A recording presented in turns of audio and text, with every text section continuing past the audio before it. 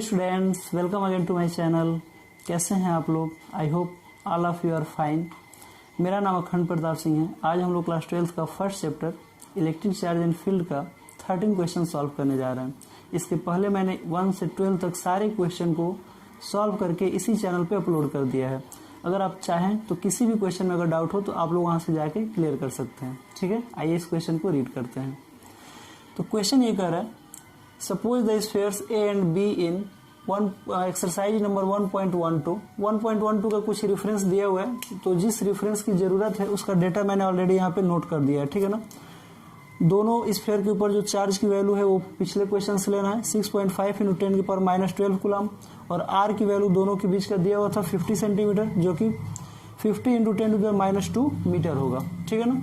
तो यही रेफरेंस बस चाहिए क्वेश्चन नंबर 1.12 से, बाकी सारा कंसेप्ट इस क्वेश्चन का लगेगा। ठीक है, आगे पढ़ते हैं।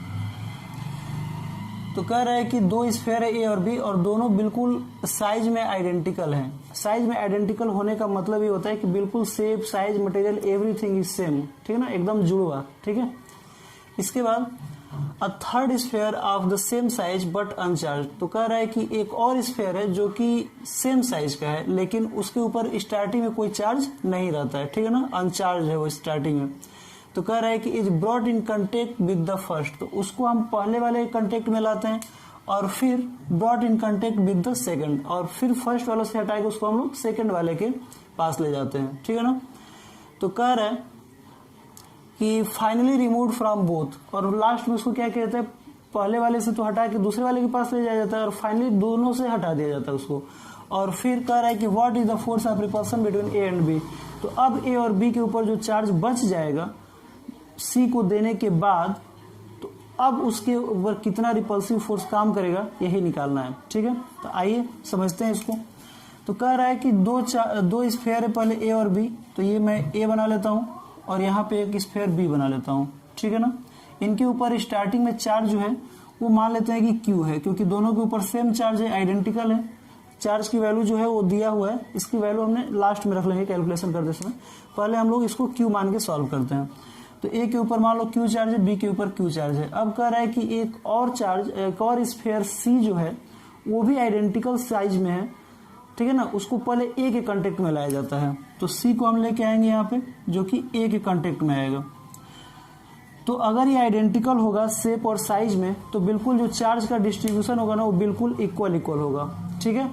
अगर कोई एक स्फीयर बड़ा होता तो जाहिर सी बात है उसके ऊपर ज्यादा चार्ज आता, क्योंकि चार्ज क्या होता है ना कि यूनिफॉर्मली डिस्ट्रीब्यूट हो जाता है। तो जब एरिया सेम रहेगा दोनों का एरिया, तो इक्वल चार्ज ही यूनिफॉर्मली डिस्ट्रीब्यूट होगा। अगर किसी एक का एरिया ज्यादा होता तो यूनिफॉर्मली डिस्ट्रीब्यूशन में किसी एक के पास ज्यादा चार्ज चला जाता और किसी दूसरे के पास कम चला जाता, अगर कोई स्फीयर छोटा है तो। लेकिन यहाँ पे साइज बिल्कुल सेम है, इसलिए जो चार्ज का डिस्ट्रीब्यूशन होगा वो बिल्कुल इक्वल होगा। ठीक है ना। आप लोग ऐसे समझो जैसे घर में 3 भाई हैं, एक कहीं बाहर गया हुआ है और 2 घर पे हैं। ठीक है। तो पापा ने दोनों को एक एक पिज्जा दिला दिया। तब तक ऐन मौके पे खाने से पहले तीसरा वाला भाई आ गया। तो अब वो क्या करेगा, पहले वाले के पास जाएगा, पहले कहेगा कि तुम मुझे पिज्जा शेयर करो। तो फिर क्या करेगा वो, कहेगा अच्छा चलो भाई ठीक है, आधा आधा कर लेते हैं हम लोग। ठीक है ना। तो इसके पास तो कुछ नहीं था, इसके पास क्यू था, तो दोनों क्या करेंगे, हाफ हाफ शेयर कर लेंगे। ठीक है ना। तो शेयर जब करेंगे तो इसके पास स्टार्टिंग में 0 था, इसके पास चार्ज 0 था, लेकिन इसके पास क्या था, क्यू था।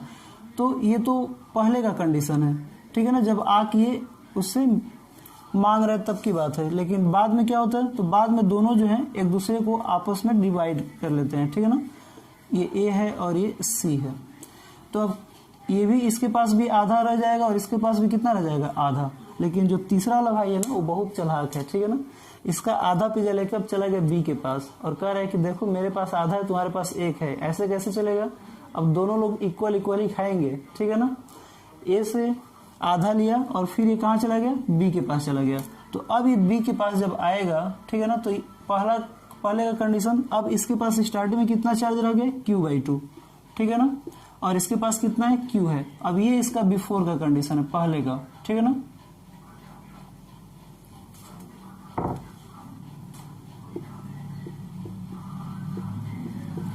तो अब ये क्या करेगा, तो कहेगा बी कि अच्छा चलो, लेकिन दोनों लोग एकदम इक्वल ही खाएंगे। तो कहेगा कि बिल्कुल। तो कहेगा कि चलो अपना और तुम्हारा दोनों को मिला देते हैं और जब दोनों मिल जाएगा तब उसको फिर से हाफ ऑफ डिवाइड कर लेते हैं, ठीक है। तो दोनों को मिलाने का मतलब दोनों का को सम कर देना, q plus Q by two, तो कितना हो जाएगा 2q प्लस क्यू यानी कि 3q बाई टू हो जाएगा। अब जब ये 3q बाई टू हो गया तो अब कह रहा है कि तो टोटल हम लोग का पिज्जा हो गया यानी कि टोटल चार्ज हो गया। अब इसको दो पार्ट में डिवाइड कर लेते हैं और एक पार्ट हम ले लेते हैं और एक पार्ट तुम ले लो। कहेगा कि अच्छी बात है, तो क्या कहेगा 3q बाई टू को हम लोग जब 2 से डिवाइड करेंगे तो इंटू 2 हो जाएगा यानी कि 3q बाई 4। तो अब जो फाइनल जो कंडीशन होगा इन दोनों के ऊपर वो ये हो जाएगा, ये b है और ये c है। एक के ऊपर कितना चार्ज आ जाएगा 3q बाई 4 और दूसरे के ऊपर कितना आ जाएगा 3q बाई 4।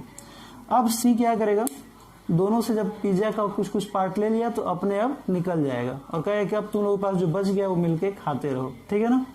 तो अब फाइनली क्या करेगा कि a के पास अब कितना रह गया है, a के पास रह गया q बाई टू और b के पास अब कितना रह गया है, b के पास रह गया 3q बाई 4। c का तो चला गया और दोनों के बीच का जो डिस्टेंस है वो पिछले वाले क्वेश्चन के रेफरेंस से लिखना है, कितना है 50 सेंटीमीटर यानी कि 50 इंटू 10 की पावर माइनस 2 मीटर है, ठीक है ना। और एक चार्ज के ऊपर कितना इसकी मैग्नीट्यूड दिया तो 6.5 इंटू 10 की पावर माइनस 12 कूलम। तो अब कह रहा है कि अब इन दोनों के बीच में कितना फोर्स ऑफ रिपल्सन बचेगा, ठीक है ना।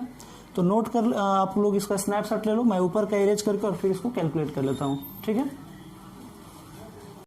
ओके तो फिर हम लोग ए और बी के बीच का रिपल्सिव फोर्स को हम लोग कैलकुलेट कर लेते हैं। तो जब सी चला गया, ठीक है ना, इन दोनों से पिज्जा चुरा के यानी कि चार्ज लेके जब चला गया तो फाइनली इसके ऊपर कितना बचा q बाई टू और इसके ऊपर कितना बचा 3q बाई 4। तो इनके ऊपर जो फोर्स ऑफ रिपल्सन है उसको हम लोग कैलकुलेट कर लेते हैं। तो F इक्वल टू क्या होता है कूलम्स लॉ के according k q1 q2 upon r square, यही होता है ना। तो इसकी वैल्यू रख लेते हैं हम लोग। तो F इक्वल टू क्या हो जाएगा, k की वैल्यू कितना होता है 9 into 10 to the power 9। q1 की वैल्यू कितना दिया हुआ है q बाई टू दिया हुआ है, तो पहले हम लोग q बाई टू रख लेते हैं। q2 की वैल्यू कितना है 3q बाई 4 है अपॉन कितना हो जाएगा r स्क्वायर हो जाएगा।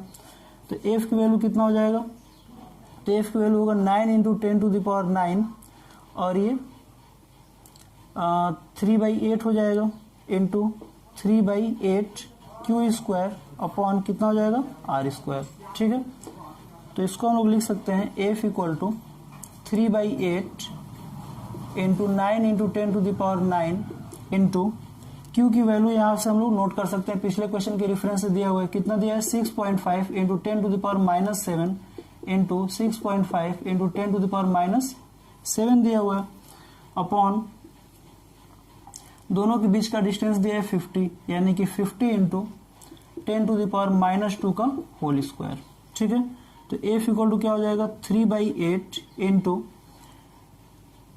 9 इंटू इसको हम लोग 6.5 into 6.5 into 10 to the power minus 7 और माइनस 7 कितना हो जाएगा माइनस 14 हो जाएगा अपॉन 50 का स्क्वायर कर लो तो ये हो जाएगा 25 इंटू 10 के पावर माइनस 2 हो जाएगा। 2500 को हम लोग इतना लिख सकते हैं into 10 to the power minus 4 लिख सकते हैं। नीचे 50 का जब स्क्वायर करेंगे तो 2500 आएगा, तो 2500 आएगा तो कितना लिख सकते हैं 25 इंटू 10 टू द पावर 2।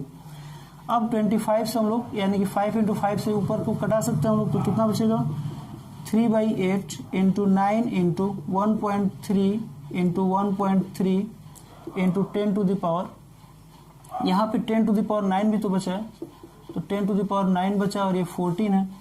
तो 14 में से 9 को हम लोग क्या करेंगे माइनस कर लेंगे, तो माइनस करेंगे तो यहाँ पे कितना बचेगा -5 बचेगा और ये और नीचे 10 के पावर -2 और 10 के पावर -4, तो 10 के पावर -2 और 10 के पावर -4 कितना हो जाएगा 10 के पावर -2 ऊपर जाएगा तो +2 हो जाएगा, ठीक है।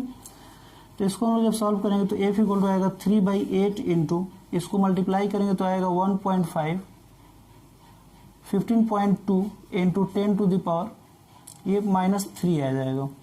तो इसको हम लोग इसको 3 by 8 into 1.5 into 10 to the power -2 हो जाएगा। अब इसको अगर हम लोग मल्टीप्लाई करते हैं, ठीक है, तो क्या हो जाएगा 15 3 जा 45 यानी कि 4.5 upon 8 into 10 to the power कितना हो जाएगा -2 यानी कि F equal to 0.5 into 10 to the power -2 newton, ये आंसर आएगा। आई होप आप लोगों को ये वीडियो पसंद आया होगा।